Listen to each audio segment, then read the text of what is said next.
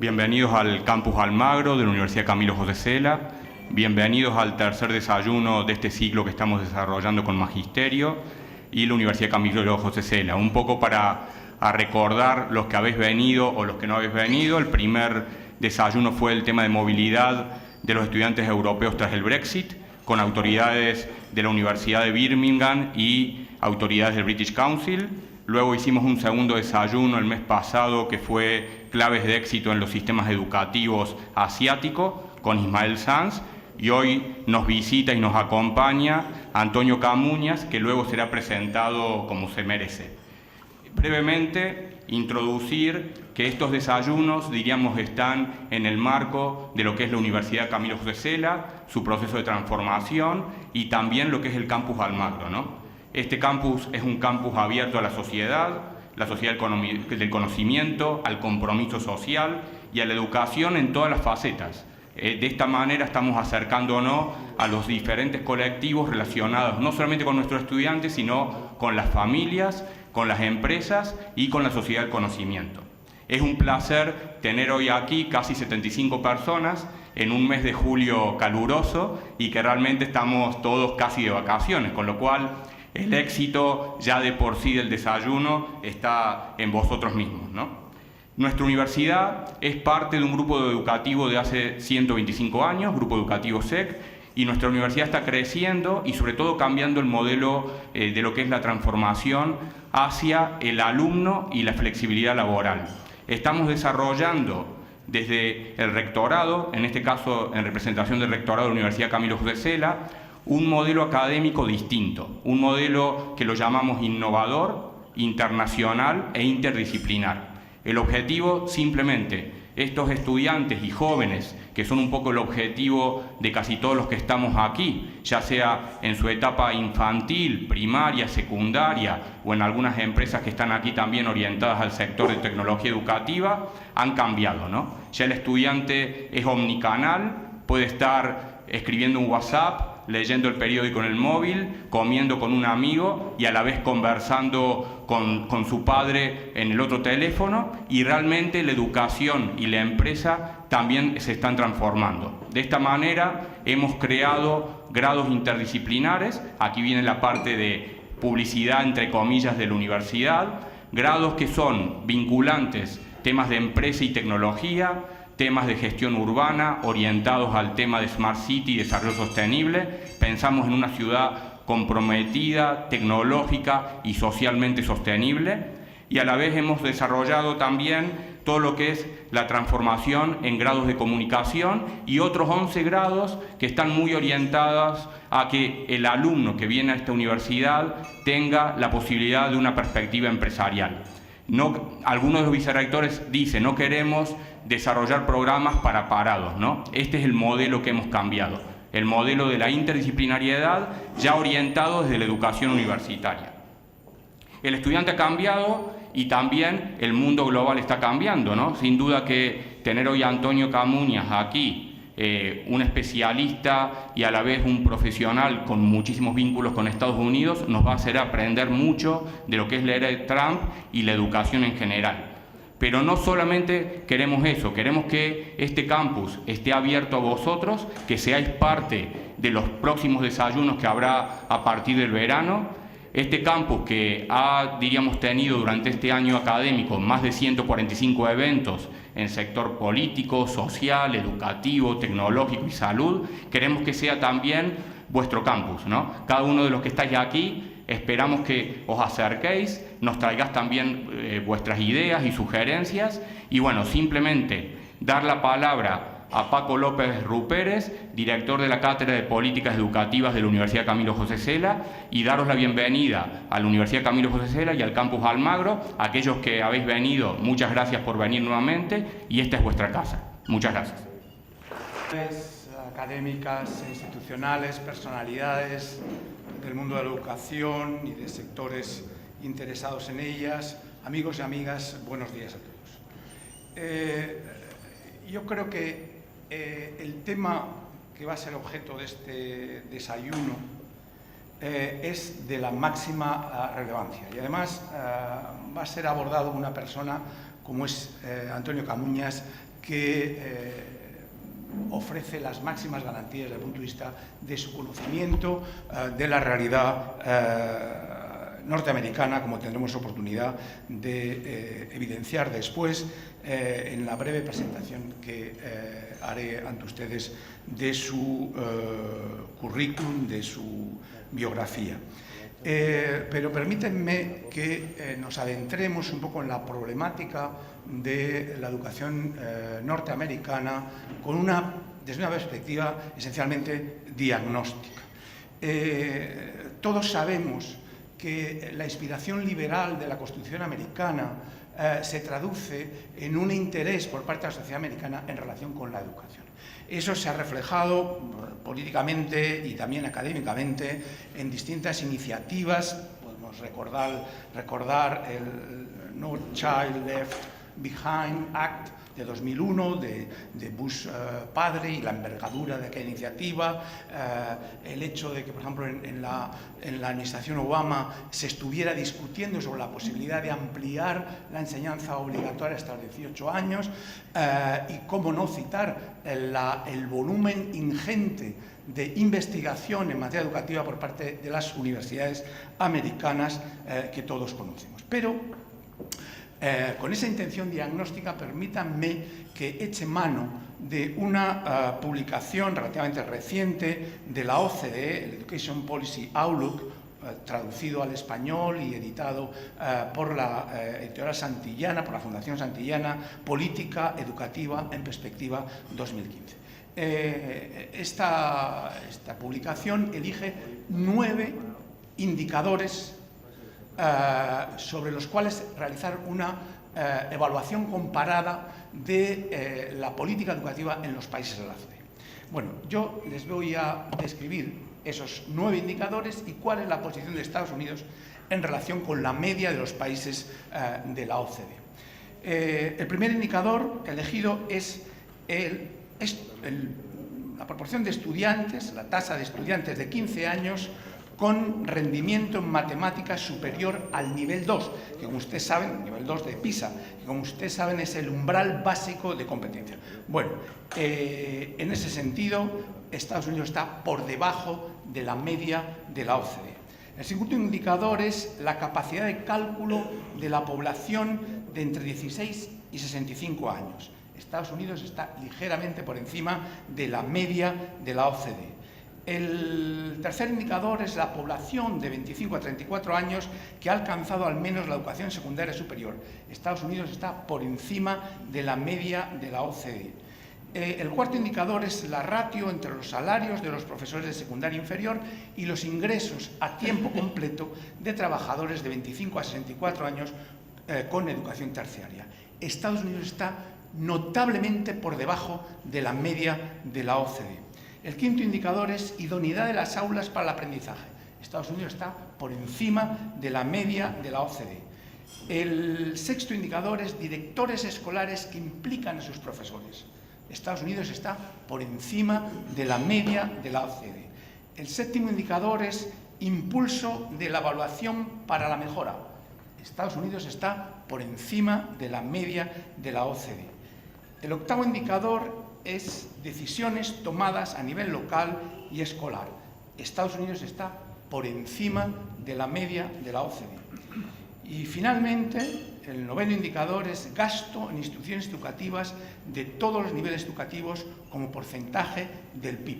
Estados Unidos está por encima de la media de la OCDE. Es decir, que si dirigimos una mirada de conjunto, resulta ser que Estados Unidos está de los 9 indicadores está solo en 2 por debajo de la media OCDE. Pero esos 2 tienen que ver particularmente, y algunos otros indicadores que no recoge estrictamente este informe de la OCDE, particularmente con el ámbito de los resultados. No con el de los inputs ni con el de los procesos y políticas, pero sí con el ámbito de los resultados. Por ejemplo, el último dato de PISA 2015 revela que en matemáticas, particularmente en todo, pero particularmente en matemáticas, Estados Unidos está por debajo, sensiblemente, de la media de la OCDE. Y no solamente eso, sino que de 2003 a 2015 ha bajado 13 puntos, lo cual es una cantidad estadísticamente significativa. De manera que ahí vemos un déficit del funcionamiento del sistema educativo hispanoamericano, norteamericano, si es que se puede hablar de un único sistema educativo, el funcionamiento de Estados Unidos en su conjunto, un déficit notable en materia de resultados, que no se corresponde con la primacía en materia tecnológica, en materia industrial, de influencia política, etcétera, etcétera, que tiene esa gran nación en este mundo nuestro globalizado. He de decirles, simplemente como comentario, que con ese patrón de 9 indicadores, España está por debajo de la media en 5. De los 9, en 5 está por la media de la OCDE. Y también nuestros resultados, como todo el mundo sabe, son mediocres. Es decir, que no se corresponden con las expectativas de un país desarrollado como el nuestro. Bueno, esta es un poco una imagen rápida de diagnóstico sobre la base de indicadores objetivos, que estoy convencido que Antonio Camuñas nos va a enriquecer desde esa visión de futuro de la educación en la era Trump. Don Antonio Camuñas cursó el bachillerato en el Colegio Santa María de los Rosales y Derecho en la Universidad Autónoma de Madrid. Es abogado del Ilustre Colegio de Madrid, diplomado por el Management Institute de la Universidad de Nueva York y por la Facultad de Derecho de Harvard University. Es miembro de la Royal Society for International Affairs y es un profesional de referencia en el ámbito de la estrategia institucional que ha asesorado a una buena parte de los empresarios españoles más relevantes, entre los que destaca Amancio Ortega, quien le nombró asesor de la presidencia del Grupo Inditex hace más de 15 años. Su experiencia profesional está marcada por una prolongada trayectoria en Norteamérica, culminada con su elección como presidente de la Cámara de Comercio España-Estados Unidos en 2008.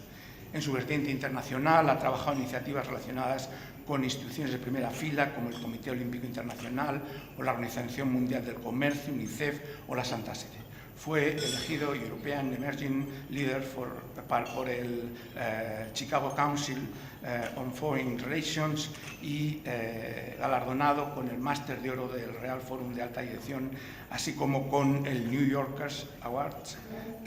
El diario El Mundo, además, le ha situado entre los 25 españoles con mayor influencia internacional de la década.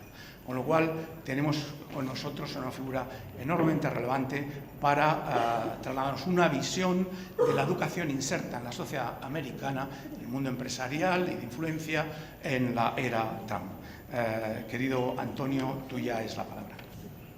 Muy buenos días a todos. He dejado ese maletín ahí para darle una cierta importancia, ¿no? Porque no es el maletín nuclear, pero por lo menos parece que me he preparado algo la conferencia. Bueno, de entrada, millones de gracias por venir a estas horas, ¿no? Yo normalmente en este tipo de desayunos estoy dormido y he llegado incluso a dormirme en alguna de mis conferencias. O sea que espero que si eso ocurriera, porque yo soy de horarios más noctámbulos, pues me lo hagan notar de inmediato, ¿no? Bueno, vamos a ver. El tema de hoy es un tema que viene muy al caso, entre otras cosas porque supongo que habrán visto en El País hoy mismo una noticia que dice el 23% de los estadounidenses piensa que su país se independizó de Francia, México o Alemania, ¿no? Con lo cual revela que la historia no es el punto fuerte de los americanos. Y eso es un problema, porque la historia al final es un elemento importantísimo a tener en cuenta, porque es lo que te da las pautas de referencia de dónde vienes, de quiénes son los demás, etcétera, etcétera. Estados Unidos, en definitiva, a pesar de que nosotros lo vemos desde fuera y concretamente desde Europa como la gran potencia que es, etcétera, los Estados Unidos y los estadounidenses se consideran parte de una isla. Ellos están entre Asia y el continente europeo, en realidad entre Eurasia, con dos grandes océanos a un lado y a otro, y el origen del país es un origen enormemente singular que da en buena parte respuesta a lo que ha ocurrido en términos políticos en estas últimas elecciones. La fundación de Estados Unidos, el proceso fundacional, se produce porque hay una serie de ciudadanos británicos, cristianos, que consideran que la sociedad en la que viven es una sociedad decadente, es una sociedad que está degenerando en los aspectos morales, y deciden marcharse para iniciar en un nuevo territorio, por lo menos una nueva vida, porque entonces todavía eran una colonia inglesa. Pero eso al final se tradujo en la independencia de Norteamérica. Es cierto que esos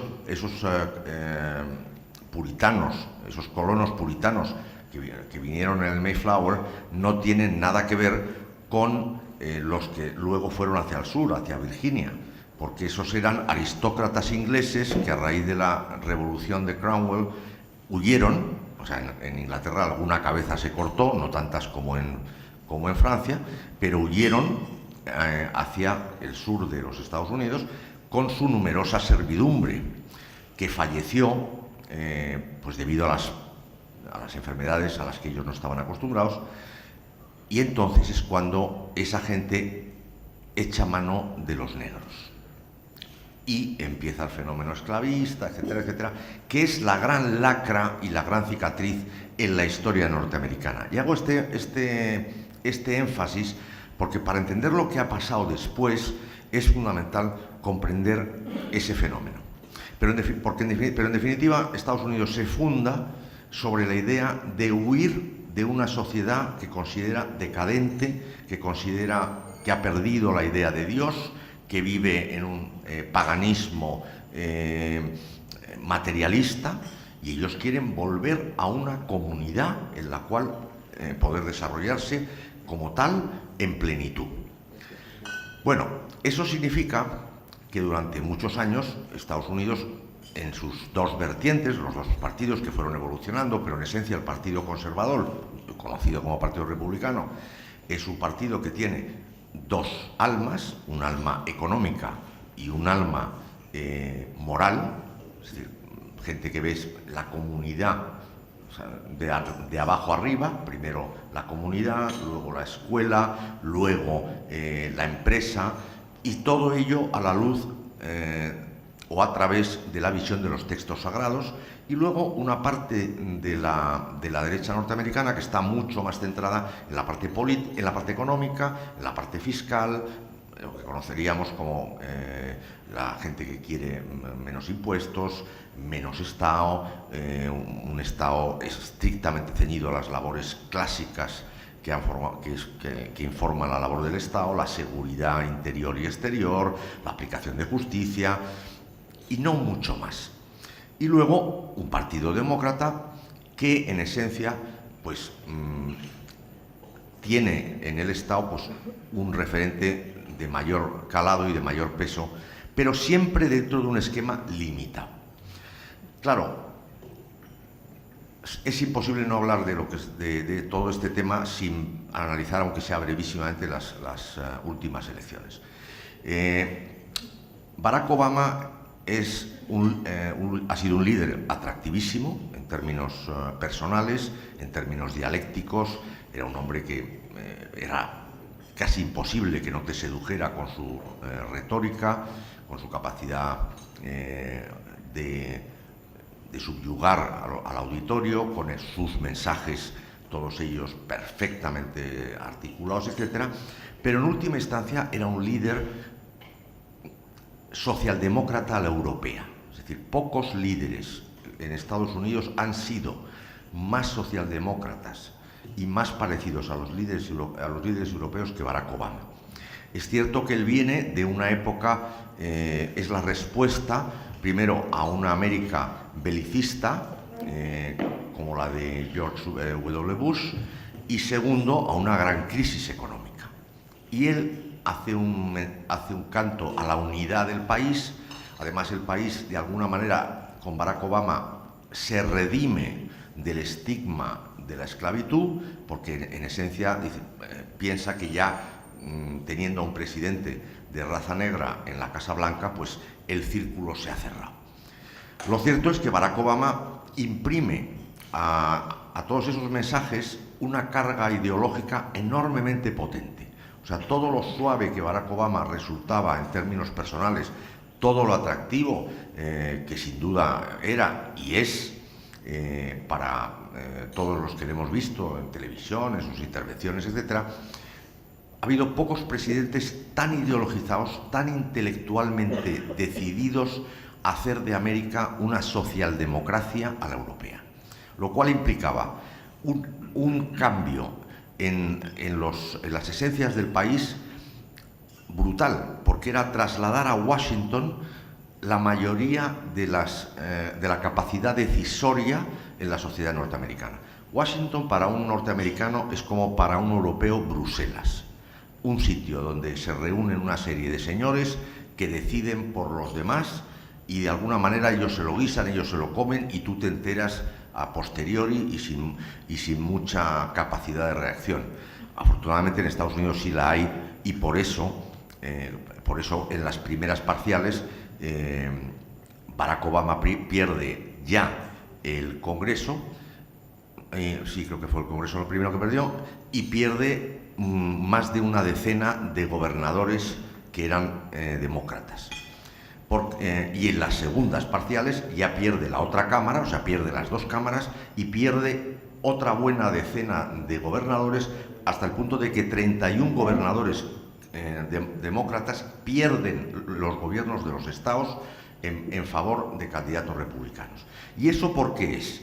Pues básicamente porque en Estados Unidos, que sí es un estado federal, en el que cada estado tiene su propia constitución y el gobernador además es elegido de forma directa y luego cada cámara de cada estado es elegido en otra elección distinta y por lo tanto te puedes encontrar, y es de hecho habitual, que el gobernador sea republicano y la cámara legislativa sea de mayoría demócrata, pues esos estados tienen sus capacidades, tienen sus prerrogativas constitucionales propias que no pueden ser arrebatadas por Washington.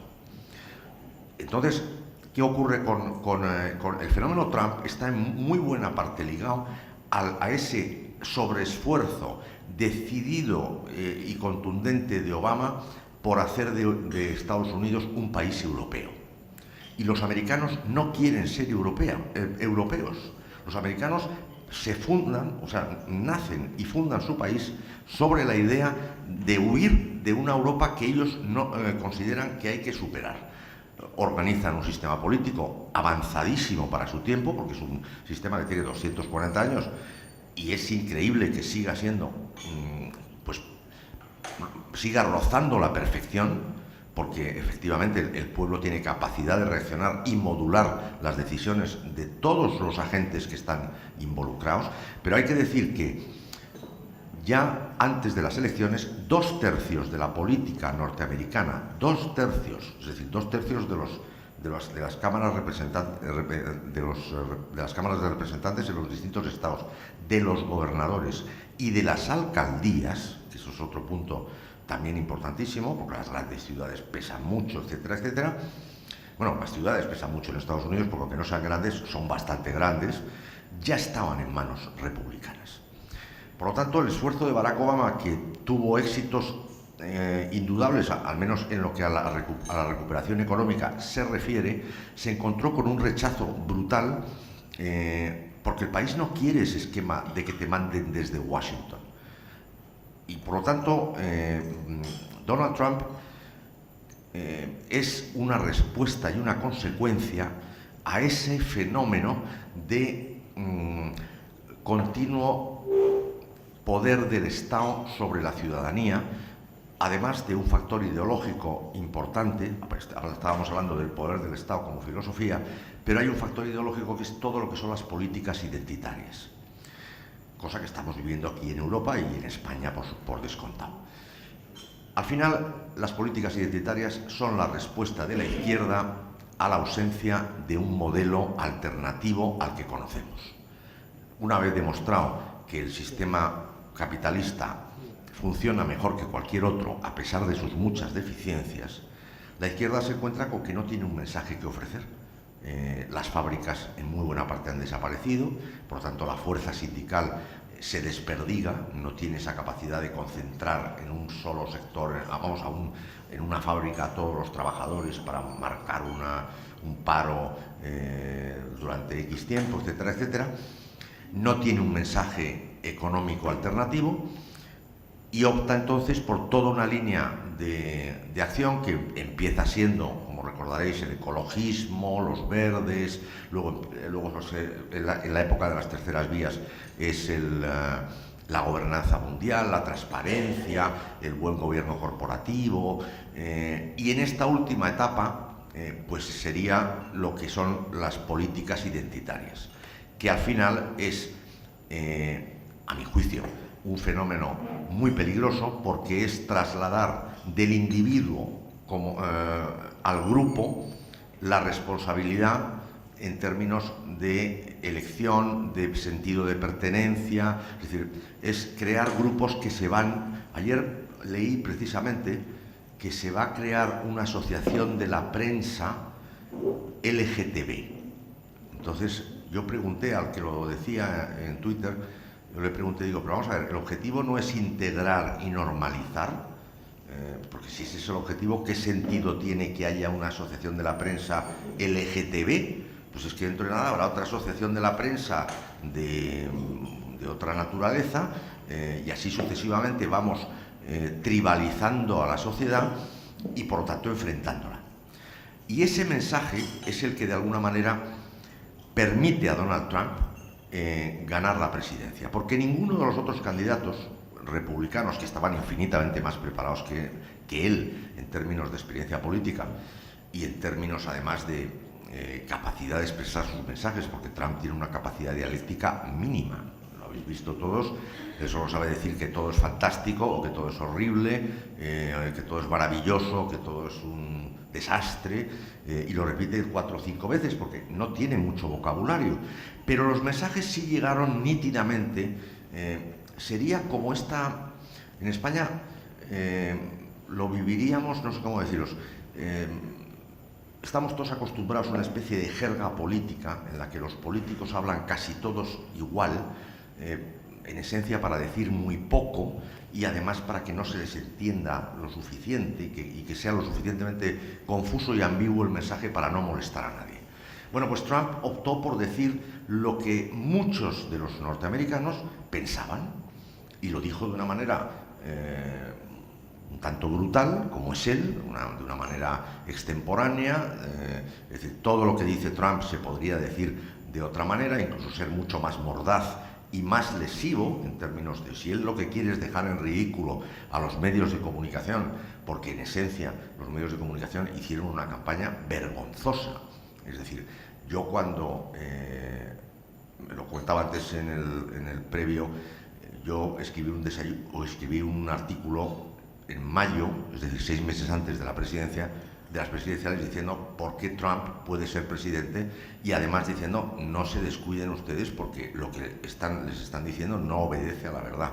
Es decir, los demócratas, cuando vieron que Trump era elegido, pensaron que esa era la suya, que esa era, bueno, ya Hillary era imbatible, y se dedicaron a mofarse de Trump en todas sus vertientes. Cuando empezaron a ver un poco las orejas al lobo, falsearon todas las encuestas, porque hasta, vamos, la media de las encuestas, de todas las grandes casas de encuestas, etcétera, etcétera, periódicos, le daban a Hillary Clinton como poco un 85% de posibilidades. Y el Washington Post, 2 semanas antes de las elecciones, dice que Donald Trump se está aproximando a 0% de posibilidades de ganar las elecciones. Bueno, eso es una cosa inverosímil, porque en todas las cosas yo siempre estoy viajando mucho a Estados Unidos, yo hablaba con todo el mundo, incluido gente de Nueva York, que es un foro demócrata por excelencia, junto con California, y me decían que iban a votar a Trump. Entonces te das cuenta que ahí la gente ni decía la verdad en las encuestas y luego estas cosas por quitarte el problema de encima. Las encuestas yo creo que están muertas, porque a la gente no le gusta que te llamen por teléfono, que sepan quién eres y que sepas a quién votas. Luego no sabes qué uso se va a hacer de eso. Y en las israelitas, pues la gente se quita el problema de en medio, sale de votar y dice, ¿quién va a votar usted? A Hillary y tal. Ah, muy bien. Pues nada, claro, no acertaron nadie. En ese sentido, las redes sociales son vehículos que quien está midiéndolas, que en este momento hay expertos que las miden, son infinitamente más fiables que la demoscopia tradicional, porque en las redes sociales la gente dice lo que piensa. Pero en definitiva, eso es lo que, por eso gana Donald Trump, es decir, porque vende un mensaje que ya estaba en buena parte asimilado por la población, sobre todo por la población americana tradicional, en el sentido de que quizá, y no hay que descartarlo, esto sea el canto del cisne de esa América que hemos conocido, pero que la América que hemos conocido es una América que es la que ha sido capaz de generar ese sistema pionero y líder en tantos sectores. Estados Unidos era un país donde tú venías de cualquier parte del mundo, con cualquier color de piel y con cualquier religión como fe, y con el hecho de abrazar la bandera y aceptar la legislación vigente, te convertías en un americano como el que más. Todo eso no casa con la política que han ido siguiendo las administraciones demócratas, y que en el caso de la última administración de Obama, como os digo, se manifiesta de una manera tremenda, de ir creando grupos identitarios de forma que al final tengas afroamericanos, japoamericanos, indioamericanos, Hispanic Americans, Mexican Americans, es decir, cada vez van segmentando más, y la gente dice, bueno, es que al final lo que vamos a conseguir es un país dividido, cada uno con grupos, con intereses diferentes y haciendo causas distintas. Y ese país había hecho justo lo contrario, aceptar la idea de que todo el mundo podía ser americano si aceptaba esos principios básicos que os he referido. Por lo tanto, la idea del melting pot, el famoso melting pot americano, se estaba diluyendo por completo. Primer tema. Segundo tema, la libertad de expresión, el Second Amendment de la Constitución. Bueno, el Second Amendment, hoy por hoy, es un punto vacío de contenido. Es decir, es pura retórica, porque en la vida normal, en la vida cotidiana, hoy en día en Estados Unidos no se puede hablar casi de nada sin ofender a alguien. Lo cual, vamos a ver, si tú quieres ofender a alguien, está bien, puedes ofenderle, pero lo que no es normal es que tú, sin querer ofender, estés ofendiendo permanentemente a unos y a otros. Porque siempre, eso aquí en España todavía no se vive con la misma intensidad que en Estados Unidos. Pero en Estados Unidos es que ya no puedes decir prácticamente nada, porque todo es sujeto de una sensibilidad máxima de un determinado grupo que impone un lenguaje diferente, y entonces básicamente por eso Trump, además, yo creo que incluso exagera esa versión políticamente incorrecta de decir las cosas que la gente dice, oye, ya está bien de tener que aguantar aquí. Es que, vamos, supongo que muchos de vosotros tendréis experiencia en Estados Unidos y sabréis de lo que hablo. Pero, desde luego, el proceso ha sido creciente y socialmente es muy desagradable, porque ya realmente no puedes estar con nadie a la que en cualquier momento puedas ofender por cualquier minucia o algo que tú no consideras que es para causar ninguna ofensa. Por lo tanto, la idea de que el melting pot estaba en peligro, uno, y la idea de que la sociedad no puede expresarse libremente, excepto si está sujeto a la censura de lo políticamente correcto, que es una censura implacable, y en Estados Unidos, vamos, no hay quien se atreva con ella, pues al final ha conectado con una cantidad de gente importante, no solo blanca, porque, por ejemplo, en la autopsia, que es el informe que hacen los partidos después de perder las elecciones, en este caso el Partido Republicano, la autopsia, el informe que se conoce como la autopsia, que es las causas por las que se pierden las elecciones y qué hay que hacer para ganar las siguientes, el único tema que tenía clarísimo el Partido Republicano era el de mimar a los hispanos. Y fijaros que Trump hace exactamente lo contrario. O sea, si hay un grupo que él fustiga, es a los hispanos. Pero claro, no es a los hispanos que están en Estados Unidos, en su mayoría, salvo a los ilegales, sino a los que no están.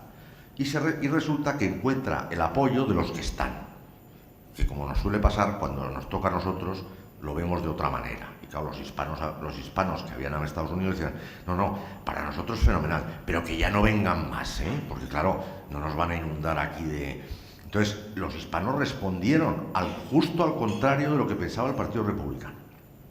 Bueno, ¿cuál es la filosofía, después de esta introducción que os he hecho, porque yo creo que era importante centrar el marco del debate, al menos desde mi punto de vista y desde lo que es mi experiencia, después de 35 años, bueno, no viviendo todo el tiempo allí, pero yo tengo casa en Nueva York desde hace 30 años, o sea que ya al final pues uno va teniendo un cierto bagaje y alguna experiencia.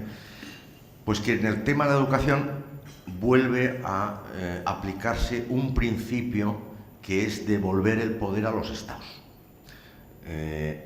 Barack Obama se lleva el poder hacia el ámbito federal, desde el ámbito federal quiere controlar todo el proceso educacional y al contrario que aquí, que en España es una cosa muy curiosa porque se ha hecho lo contrario, pero claro, con un panorama político bien distinto en términos de los nacionalismos y de quienes aplican las políticas educativas. Pero allí que no hay ese problema, es decir, ahí no tienes ese problema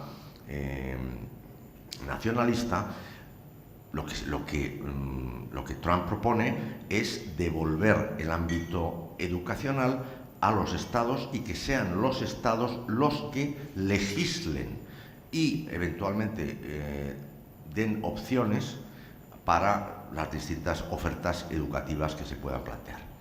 Eso pasa también por favorecer no la privatización como tal, sino el hecho de que las familias puedan elegir el centro educativo al que quieren llevar a sus hijos. Por lo tanto, se favorece el llamado cheque escolar porque hay una detracción de fondos del gobierno federal que van a ser aplicados a esos propósitos. Es cierto también que la educación está en un momento crítico porque estamos viviendo el cambio de paradigma en un montón de actividades y de ámbitos en el que la educación quizás es tiene el mayor reto de todos. ¿Por qué? Porque la vida del estudiante real, cotidiana, no se parece en nada a lo que luego vive en las clases. Es decir, aquí se mencionaba antes, en esta tribuna, me parece que eran las 5 pantallas, que son las propias de la generación Z. Es decir, que si los millennials pueden estar en 2 o 3 pantallas, los Z están en 5 pantallas simultáneamente. Yo si tuviera que estar, como has dicho, atendiendo al teléfono en este momento, leyendo un informe, hablándoos a vosotros y por otro lado recibiendo una llamada de mi madre, pues yo creo que sería un perfecto caos, pero efectivamente la realidad va por ahí. Entonces, el que haya unos alumnos que vivan una realidad en el momento en que salen de clase y luego y en el momento que entran en clase se vean en una burbuja de algo que no tiene nada que ver con su vida, pues es una brecha muy importante, porque entre otras cosas la educación ha seguido unos parámetros lineales, a mi juicio decrecientes, por desgracia, pero lineales en última instancia, porque no ha habido una innovación suficiente como para que se acompase. No digo que sea fácil, yo creo que ahora particularmente el tema es complicadísimo para acompasar esa realidad que los alumnos viven en su vida cotidiana con el encerado, el profesor, una clase tras otra durante muchas horas al día.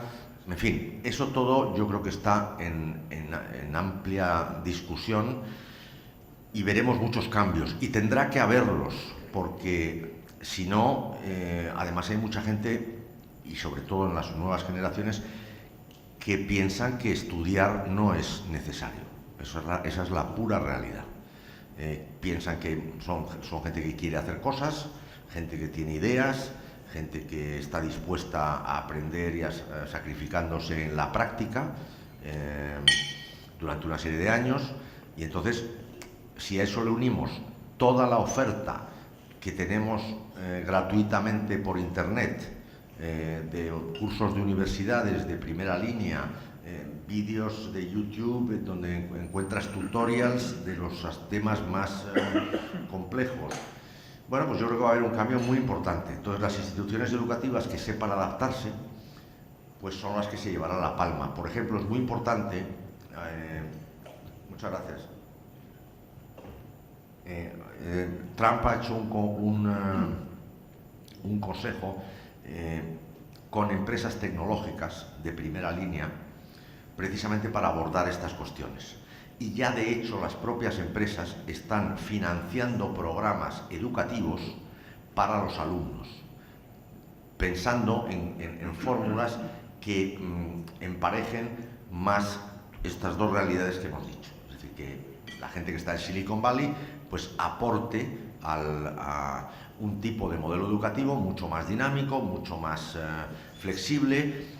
El homeschooling, por ejemplo, es otra de las realidades que siempre ha existido en Estados Unidos, por una razón muy sencilla, porque el tamaño de Estados Unidos es tan gigantesco que hay mucha gente que no puede ir al colegio. Entonces, pues ha educado a sus hijos en casa.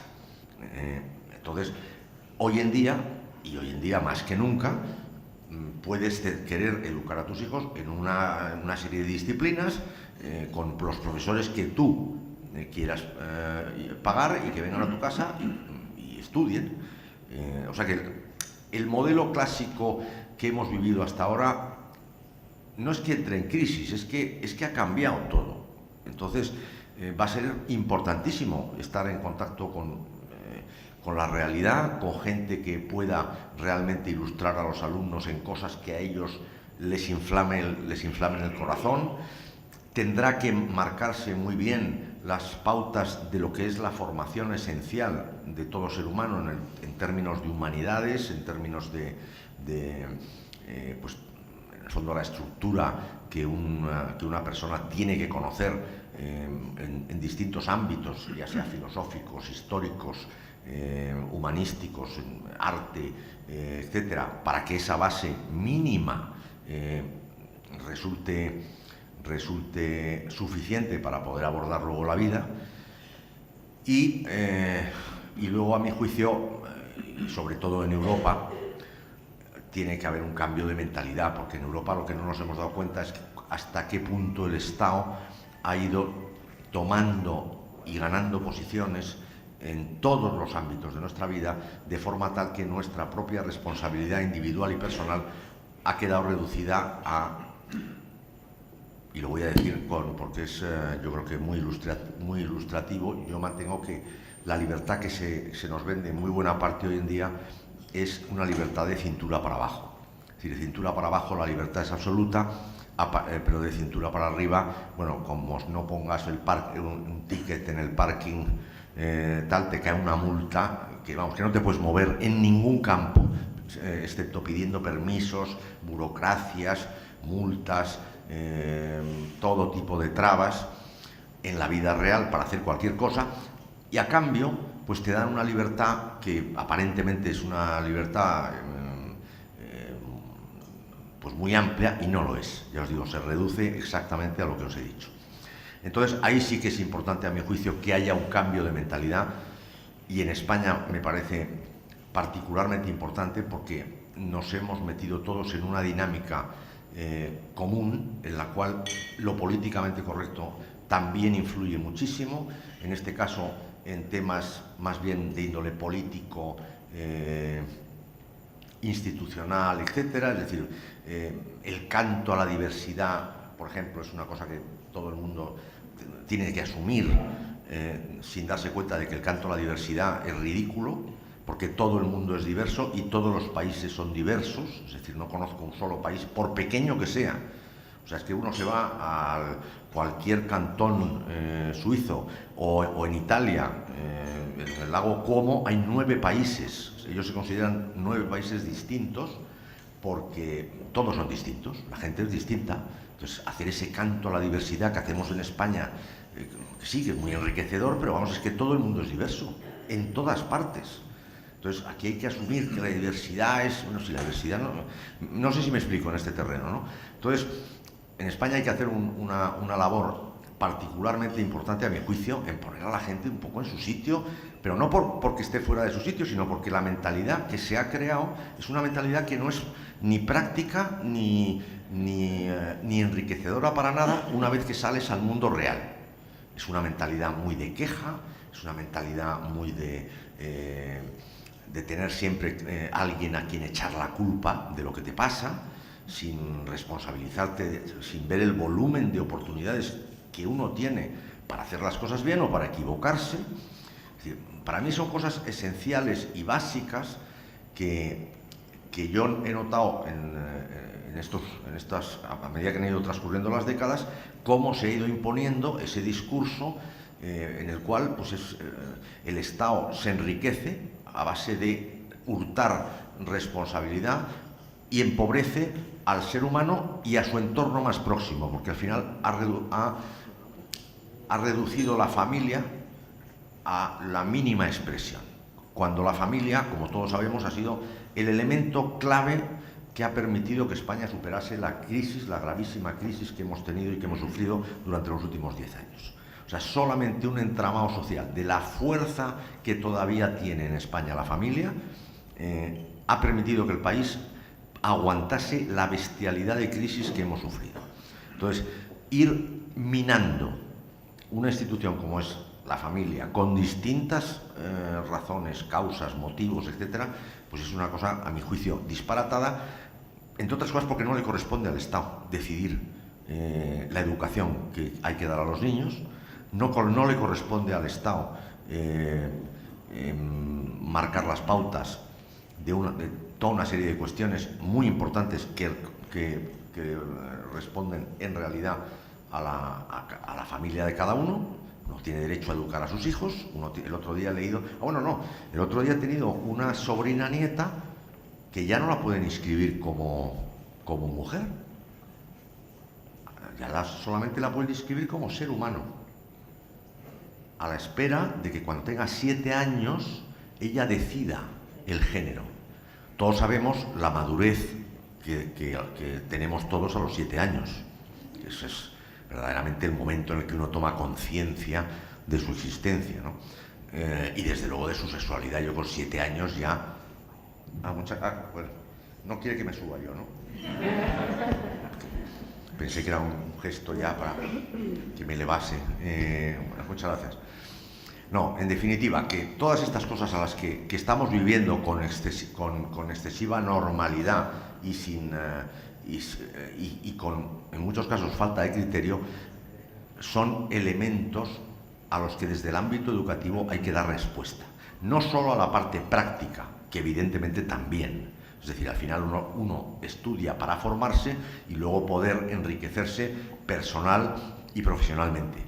Pero sin pautas personales que luego te marquen criterios claros a la hora de las diferentes disyuntivas que uno tiene en la vida, pues uno va muy desencaminado, bastante confundido y en muchos casos... Sí, no, tráigame ya una Coca-Cola si quiere y así ya me... Muchas gracias. Entonces, yo creo que con estas líneas básicas os he dicho un poco todo lo que podría formar parte del armazón de lo que va a ocurrir en Estados Unidos estos años y como os digo, no es un tema de Trump exclusivamente, ni muchísimo menos, sino de una amplísima mayoría de norteamericanos, porque las presidenciales, aunque no haya tenido un voto mayoritario o haya sido lo que se llama un landslide, bueno, yo me pregunto si las encuestas no hubieran hecho, y si los periódicos no hubieran hecho una campaña tan brutal contra Donald Trump, si le hubiera votado mucha más gente, pero en última instancia eso lo iremos viendo, pero la realidad es que el país reclamaba una descentralización, de las funciones educativas y con iniciativas, como os digo, que tienen que cambiar y que deben cambiar precisamente por el cambio de paradigma que se va a producir en todo el ámbito tecnológico y que va a revolucionar lo que conocemos hasta ahora, sobre todo de una manera, y eso es lo impresionante, de una manera exponencial. Si nosotros estamos acostumbrados, el hombre solo concibe el cambio progresivo. Es decir, si aquí empezara a entrar agua por el suelo, pues, hombre, nos molestaría un poco porque nos mojaríamos los pies, pero todos sabríamos que tenemos tiempo para salir, porque lo normal es que sea el agua entrará de una manera progresiva.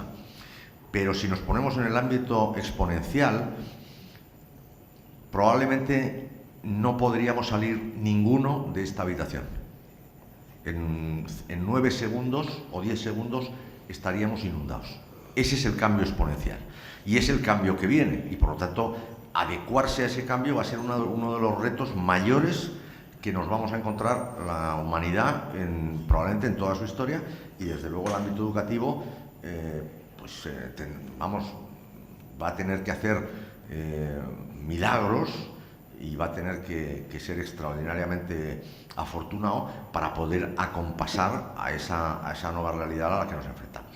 Y a partir de ahora estoy abierto a vuestras preguntas para lo que os guste preguntar, o acepto insultos también.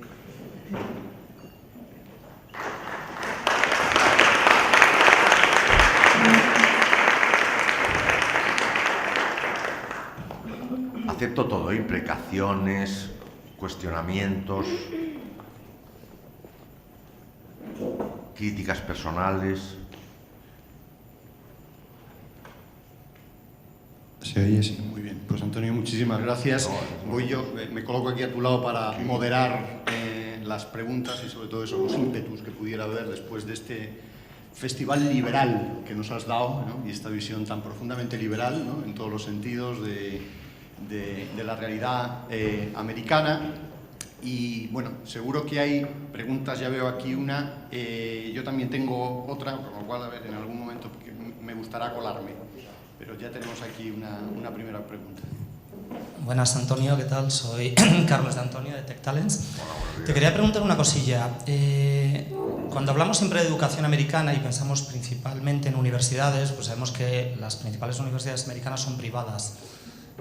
A nivel escolar, pues parece que se da la vuelta. O sea, en España tenemos muchos colegios privados y concertados, cosa que allí hay mucho colegio público, y de repente llegamos a la universidad con una mayoría de universidades públicas en España, y sin embargo allí las principales universidades son americanas. Nos has dado un fantástico preámbulo político de la sociedad americana, pero te quería preguntar, ¿cuál es la vinculación entre estas principales universidades americanas y el poder político? ¿Son independientes o son dependientes de lo que pasa en la política? Porque al final, pues aquí en España sí vemos que hay mucha dependencia entre la universidad y la educación pública y los poderes políticos, y sin embargo allí parece que no, que todo eso... ¿Te refieres a la educación pública o a la privada? A la privada, universitaria... Bueno, vamos a ver. Como es obvio, las universidades privadas son privadas. No he abordado ese tema porque es evidente que en esa excepcionalidad americana que se quiere mantener, o sea, no se puede equiparar a lo de Europa, porque dices, no, es que en Estados Unidos es ese modelo el que ha permitido que las mejores universidades del mundo estén en Estados Unidos, y que tanto Google como Amazon, como YouTube, como Microsoft, como Apple sean americanas. ¿Cuál sería la empresa europea que daría respuesta a Netflix o a cualquiera de estas que conocéis perfectamente? ¿Cuál sería esa empresa? O sea, yo creo que no hay respuesta. Bueno, hay una respuesta, Inditex, pero no está en el sector tecnológico, lo que sí es una respuesta líder mundial en su sector, que ha revolucionado por completo. Pero las universidades privadas son privadas, como es obvio, todas tienen influencia, y hay dos tipos de influencia. Una, la de las donaciones de quienes las soportan. Es evidente que alguien que da muchos millones de dólares tiene capacidad de influir. Hay veces, y eso pasa ahora bastante, que por ejemplo Qatar o saudíes también, pero digo Qatar por hacer un inciso reciente. Qatar financia muchísimas universidades, tanto en Europa, Oxford, Cambridge, como en Estados Unidos. Evidentemente, Qatar lo hace a cambio de becas para estudiantes cataríes, para que se formen allí. Luego, tampoco podemos obviar que la intelectualidad ha utilizado, en esa línea que decíamos antes, de marxismo cultural, es decir, una vez que la parte económica no tenía sentido, primero porque fue barrida por McCarthy, la parte puramente, digamos, del socialismo real o comunismo, pero luego se infiltró a través de los ámbitos intelectuales, y en las universidades hay muchísima intelectualidad de izquierdas, como suele pasar, porque, claro, la intelectualidad en buena parte se compone de gente que no sabe ganar dinero. Claro, cuando ganas dinero tienes poco tiempo para la intelectualidad. Mi drama es ese, que a mí el aspecto intelectual me gusta muchísimo, entonces, claro, no gano poco dinero. Si dejara de interesarme tanto, estaría más centrado en operaciones. Entonces, bueno, total, que en definitiva hay una gran influencia del pensamiento liberal, como se llama ahí, o sea, del pensamiento de izquierdas, progresista sería la palabra, en todas las universidades de las dos costas, que son los que votan precisamente al Partido Demócrata, tanto California como la costa este. Entonces sí hay influencia. Clarísima influencia en esa. Lo que pasa es que luego la gente, pues si está estudiando una materia en el MIT, pues la influencia pues es limitada, ¿no? Pero claro que tiene influencia. ¿Y hay algo que debamos copiar de aquellas universidades? Bueno, es muy difícil copiar algo porque, vamos a ver, por dos cosas. Una, porque ya tenemos un modelo que revela hasta qué punto el sector privado funciona mejor que el público. Y tenemos los mejores business schools del mundo, o sea, vamos a ver, tenemos varios business schools entre los mejores del mundo, y sin embargo no tenemos una sola universidad entre las 100 primeras universidades del mundo. Bueno, pues eso revela que el modelo privado funciona bastante bien. Pero luego, después de ver la recepción que ha tenido la donación de Amancio Ortega a la sanidad pública, pues yo creo que a mucha gente se le ha debido quitar las ganas de donar nada a ningún ámbito para hacer una universidad o para... Es que no nos damos cuenta de lo que es O sea, lo primero que han conseguido es amargar al pobre Amancio Ortega, pero eso es un factor personal, porque el hombre lo hace con su mejor intención. Es cierto que Amancio Ortega no ha tenido nunca una concepción filantrópica, una concepción más a la americana. Él tiene una concepción tradicional de la donación, de cosas que a él le llegan al corazón, que le son próximas, porque él ahora ya es público, pero él tuvo un cáncer en un momento dado y la verdad es que se curó rápidamente, pero son temas que... Él dona a muchísima gente que nadie sabe, y dona a instituciones fuera y dentro de España que hacen una labor fantástica. Lo que pasa es que tampoco se quiere publicitar porque si no habría una cola de aquí a Arteixo, de gente pidiendo dinero, ¿no? Pero lo peor de eso es que yo creo que ha retraído de una manera brutal a cualquier persona que haya pensado en la idea de decir, hombre, pues vamos a montar la universidad y lo vamos a montar haciendo unas donaciones o haciendo un patrimonio fundacional, etcétera, etcétera. Eso es dramático.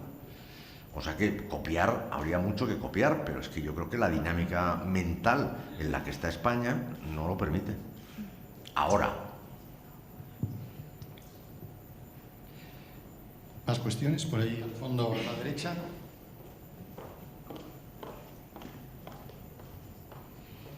Buenos días, soy Noelia García, El Economista. Quería hacer una reflexión inicial en cuanto a la financiación pública de la Universidad Española y su apareciación en los rankings internacionales. Una de las cuestiones que siempre dicen los rectores es que demasiado bien estamos para la financiación que tenemos, porque, por ejemplo, la Universidad de Harvard tiene 7 veces más el porcentaje de una universidad pública aquí en España, con lo cual no es una cuestión de las universidades públicas, sino es una cuestión de financiación del Estado hacia las universidades.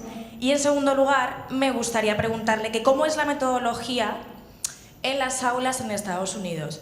Porque sí estamos viendo que un cambio metodológico como los sistemas canadienses o incluso los asiáticos están despuntando la innovación educativa y están relegando en un segundo plano al sistema educativo. Entonces quiero que si nos podría dar una visión general de cómo se dan las clases y cuál es la excelencia educativa que quiere exportar o que quiere transmitirnos Estados Unidos. Muchas gracias.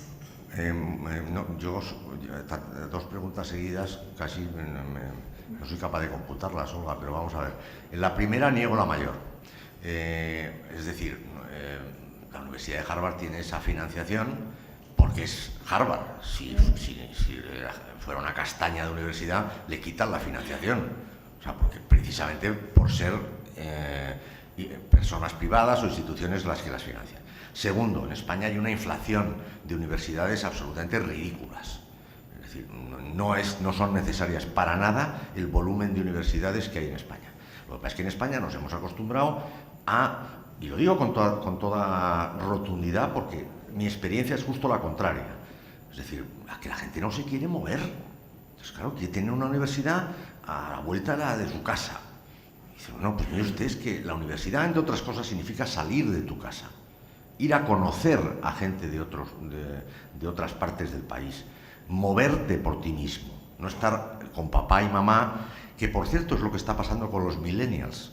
Por eso la europeización de Estados Unidos es un fenómeno que no debéis pasar por alto. Es decir, por primera vez en la historia de lo que yo conozco, y creo que es bastante más de lo que yo conozco, los hijos están volviendo a casa de los padres, cosa que los padres que no están acostumbrados y que además...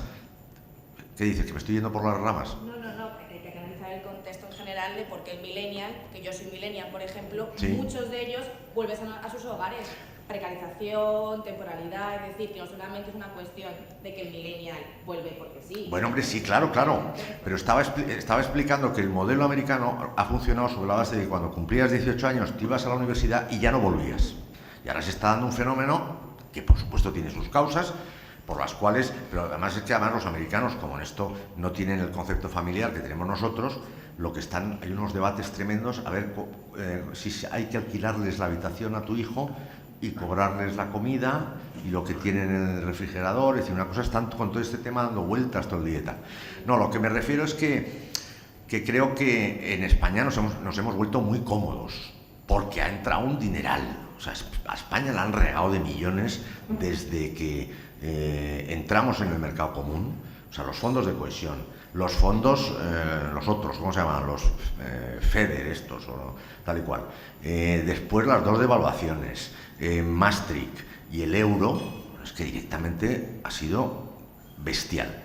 Entonces tenemos un país fantástico, lleno de infraestructuras, y nos hemos vuelto muchísimo más cómodos que antes. Eso con respecto a la primera pregunta. Y la segunda pregunta, pues en esencia yo creo que Estados Unidos se está quedando atrás, sobre todo en la parte de educación primaria y secundaria, lo que aquí conocemos como educación primaria y secundaria. Porque como ellos ponen el énfasis en del todo a la parte, es decir, van hacia una especialización, la primera parte es como de trámite, y luego ya haces college, ahí más o menos te orientas y luego te haces tu carrera como tal y tu especialidad. Entonces ya eres el especialista número 1 en intervenir la próstata. Bueno, pues muy bien, pero no saben nada más que eso, es una especialización enorme que lastra la formación general de los americanos, por la cual luego resulta que piensan que se han independizado de Alemania o de México. Entonces, ahí yo sí creo que ellos tienen que hacer bastante labor, o sea, incluso están por detrás nuestro, y están por detrás de los asiáticos, sobre todo porque el asiático tiene un concepto de la disciplina enorme. Entonces, ya con la disciplina que tienen y la capacidad de autocontrol, y bueno, pues la gente que está pensando impone unas pautas que todos siguen, te diría que con un cierto automatismo. Y por lo tanto ellos tienen una capacidad tecnológica muy grande, o sea que hay cosas muy interesantes de lo que están surgiendo y por eso precisamente se quiere dar un impulso al tema educativo como el que comentaba a grandes rasgos, ¿no? Que es mezclar el tema tecnológico, que estén las empresas involucradas. Ahora, de nuevo, estamos hablando de un continente, que eso es lo que a todos nos confunde cuando vemos a Estados Unidos. Hablamos Francia, Alemania, Estados Unidos. Es que Estados Unidos es algo que no tiene parangón en términos de tamaño, de población, de distancias, de complejidad política, institucional. Es que no se parece. O sea, aquí intentamos hacer una reducción, lógicamente para simplificarlo, pero es que es complejísimo el proceso, ¿no? O sea que sí, ahí tiene que hacer una labor importante. Y por último, una cuestión más que me surge. ¿Cree que con el gobierno de Trump habrá estudiantes internacionales que no quieren ir a Estados Unidos y que se vayan a países vecinos como Canadá, que tiene una buena educación, incluso mejor que Estados Unidos? Sí, porque Europa está socializada por completo, es decir, la mentalidad europea está presidida por el socialismo. O sea, mentalmente somos socialistas. No sé qué has dicho, Olga, pero... Que digo que no hay muchos gobiernos socialistas ahora mismo en Europa y están surgiendo nuevas Sí, da igual, pero el consenso socialdemócrata ha funcionado durante muchos años y entonces la cultura dominante es una cultura pues que no es una cultura de emprendimiento, de estar solo en la vida, eso es a lo que me refiero. O sea, la cultura americana es una cultura un tanto salvaje, si quieres verlo de esa manera, es decir, adiós, No, si es que son dos autoridades, pero que tenían una reunión importante ahora. Y ya me habían dicho que se marchaba. No, por supuesto, los europeos, y además todo se focaliza en Trump. Es decir, ya parece que Estados Unidos es Trump y solamente Trump. Entonces, como está Trump, ya no vamos a Estados Unidos. Bueno, es una cosa ridícula, pero sí, claro que sí. Habrá mucha gente que considerará un prurito no ir a los Estados Unidos de Trump. Bueno, si irán a Canadá, está muy bien, Canadá es un país estupendo, no tiene el dinamismo que tiene Estados Unidos, es una especie de Suiza. O sea, cuando vives en Estados Unidos, Canadá es como la Suiza, solo que no hacen relojes, pero vamos, es un país precioso, ¿eh? Yo he veraneado un montón de años en Canadá, me encanta Canadá, pero le falta... La prueba es que, fíjate que, bueno, Toronto está muy bien, Toronto la verdad es que ha mejorado muchísimo. O sea que sí, en Europa irán todos a Canadá. Y si son artistas, no pisarán América y tal, una cosa como si... Vamos a ver, el gobierno americano tiene un papel muy secundario, gracias a Dios, y el país funciona. Una de las maravillas que estamos comprobando, ahora que se han ido las autoridades, además puedo decirlo, es que en España un año sin gobierno y esta legislatura que no están haciendo nada y el país va con un tiro. O sea, es peor que no paren de gobernar y de legislar y de poner palos en la rueda. Porque claro, si están, tienen que hacer. Claro, 17 parlamentos en España gobernando, algo tienen que legislar. Claro, tienen todo el día haciendo idioteces en los parlamentos autonómicos. Mucho mejor que no haya gobierno. Si lo estamos viendo. Nada, que paguen las facturas, que no gasten mucho, que no tengan ocurrencias de estas que nos gustan tanto. Y funciona muy bien. Y en América está pasando un poco lo mismo, que Trump tampoco está pudiendo poner en marcha todas las reformas que quería. Y el país va fantástico, porque los países los mueven las empresas, los mueve la gente. Es decir, la dinámica individual, la capacidad de emprendimiento, la capacidad de cooperación entre unas y otras comunidades. No porque te lo manden, no porque te estén todo el día poniendo un tablón de anuncios diciendo lo que tienes que hacer y en qué cuarto de baño te tienes que meter y en dónde no puedes ir en una dirección y en otra. Es una cosa muy evidente, ¿no? Hay aquí dos preguntas. Quería yo aportar un dato a esto que has comentado antes. No te miro porque sí. Por los años el cuello ya un dato me da de sí lo justo.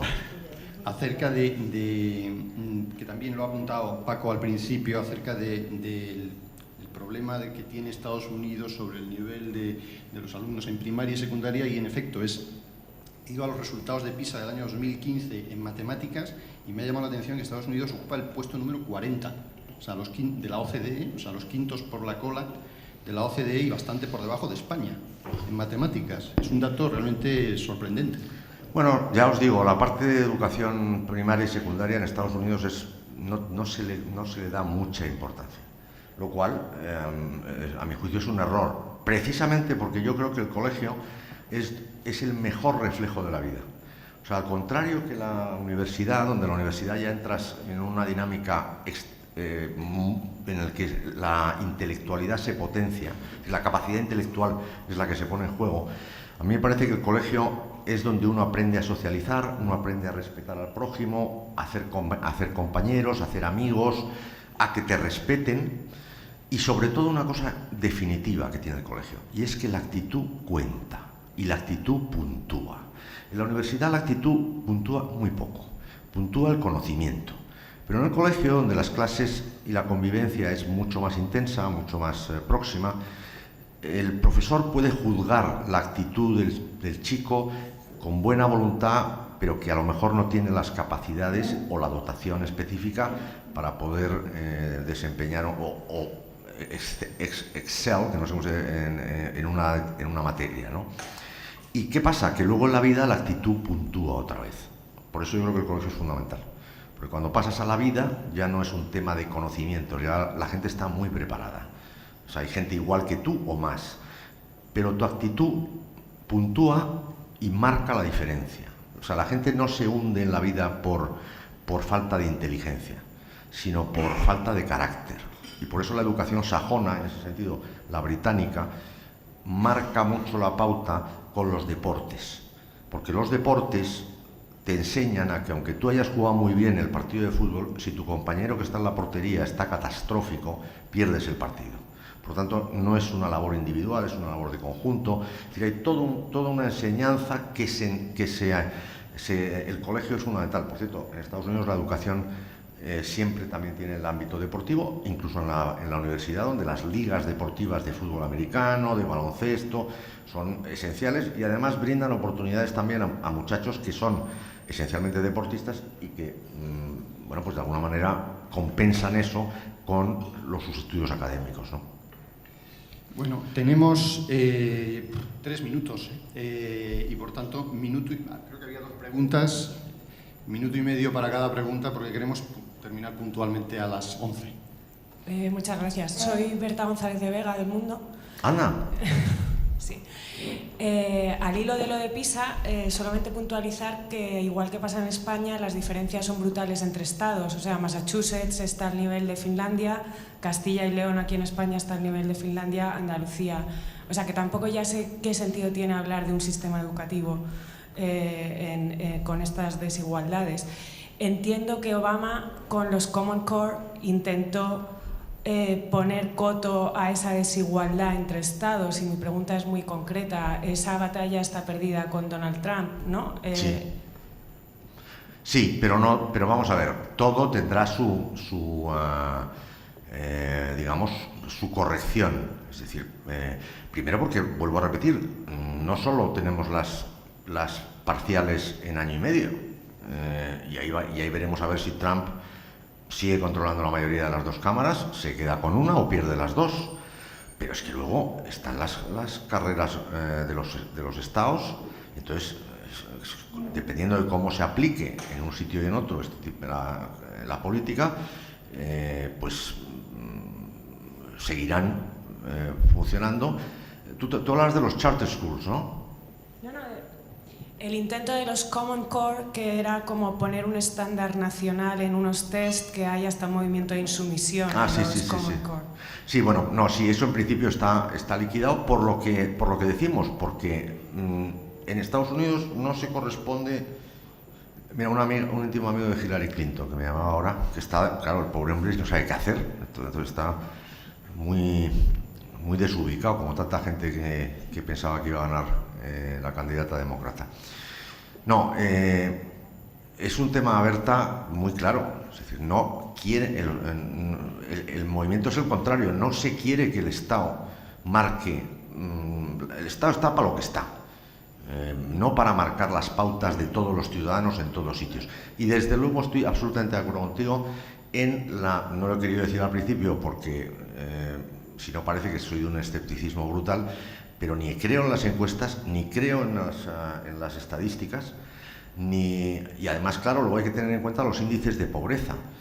Para tomar en cuenta los índices de pobreza en Estados Unidos, me parece que se partía de que menos de 2 televisiones en casa eras pobre. O sea que luego cada estándar de pobreza está marcado por unas pautas que no tienen nada que ver con los estándares de pobreza en otro sitio. Entonces, bueno, pues lo que dices tú es absolutamente así. Es decir, es que yo creo que no tiene mucho sentido comparar unos sitios con otros cuando hay dentro de los propios países resultados tan distintos. No sé si había una pregunta más. Aquí, exactamente. Me llamo Sandra Pastor, soy maestra de primaria. Yo me dedico en Estados Unidos, viví en Washington 6 años, con lo cual hablo buen inglés.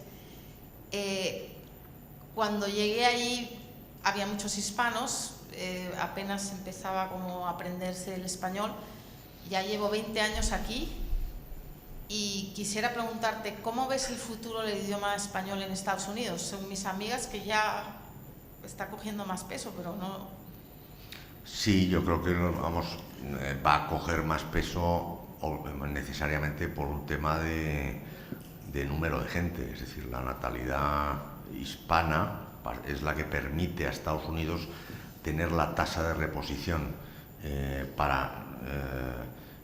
la tasa de reposición se cumple, no sé cuál es el porcentaje ahora mismo, pero se cumple estrictamente por la aportación de hispanos, lo cual significa que la cultura de la América española, que es como a mí me gusta llamarla, va a tener un peso importante. También la familia, es decir, eso es un fenómeno que de alguna manera los españoles que nos preciamos de tirarnos piedras continuamente y de autosabotearnos, no somos conscientes de cuál ha sido la aportación en tantos aspectos que ha tenido este país, que ahora mismo yo no sé a quién sería capaz de derrotar o de quién sería capaz de defenderse, pero en su momento hizo una labor grandiosa. De hecho, posiblemente la labor más grandiosa que la historia ha